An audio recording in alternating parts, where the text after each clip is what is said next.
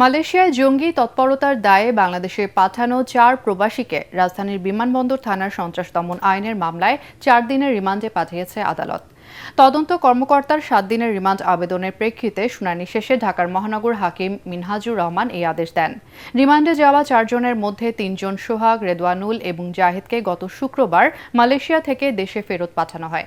এছাড়া মাহফুজকে সোমবার কুমিল্লা থেকে গ্রেফতার করে পুলিশ। মামলার এজাহারে বলা হয়েছে, আসামিরা পরস্পর যোগসাজশে আন্তর্জাতিকভাবে নিষিদ্ধ সংগঠনের আদর্শে অনুপ্রাণিত হয়ে মালয়েশিয়ায় অবস্থানকালে সন্ত্রাসবাদের সঙ্গে দীর্ঘদিন ধরে কার্যক্রম পরিচালনা করে আসছিলেন।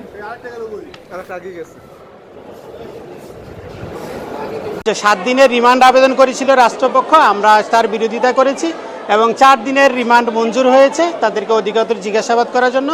বিজ্ঞ আদালত বলেছেন তাদেরকে আমরা কিছুদিনের একটু জিজ্ঞাসাবাদ করি, দেখি যে তাদের সাথে এ ধরনের বাংলাদেশে যে একটা মামলা হইল এই সম্পৃক্ততাটা কেন আসলো।